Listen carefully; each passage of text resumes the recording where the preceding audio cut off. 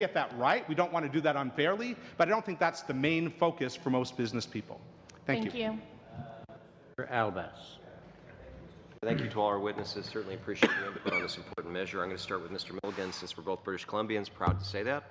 I would just like to go back to your example of a woman with a truck and some tools getting out there.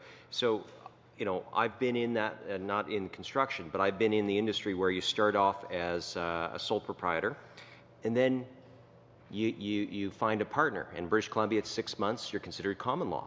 Let's say your common law has a condo. Suddenly, you are liable not just for what you do on the job, but also you can be sued if you drop a hammer on someone.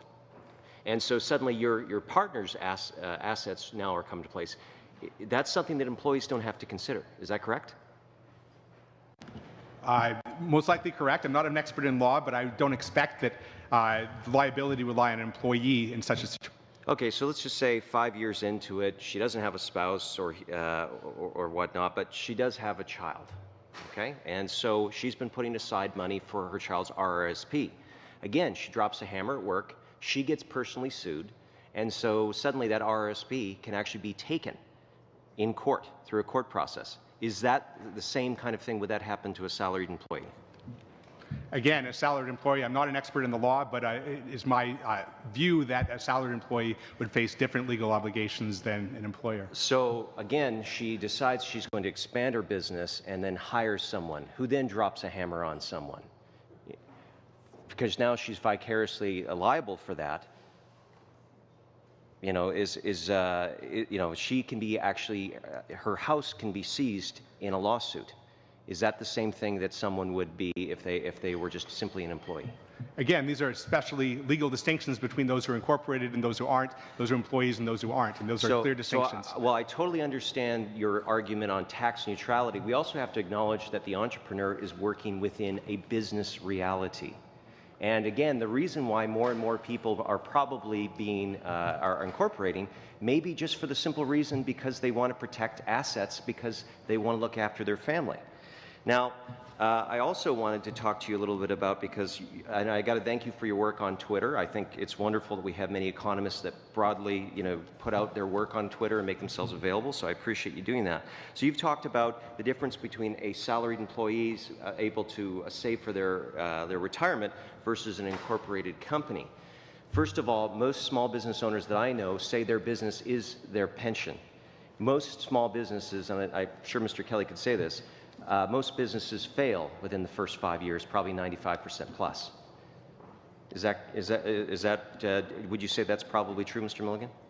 That number sounds reasonable. Again, I have to defer to Mr. Kelly. Also, when someone signs up as a salaried employee, they usually agree to a certain salary, and so they can actually plan to set aside using the tax system.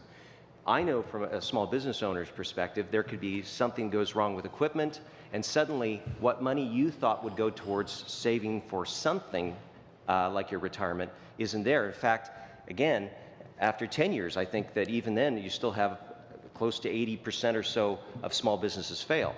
So do you see how difficult it is for someone who works every day in their small business that's trying to make it, when they see you put out that, and not wrongly, but again, saying 50,000 here on this side when you're an employed salaried person versus when you're doing it in your business, how you cannot say it's the same and look at how much more that they have, because they are subject to so many more risks than a regular salaried employee. Do you see that there's a disconnect between the logic? Now, I agree from one perspective, the academic vision, I understand where you're saying it, but they are subject to complete different circumstances. Do you understand that?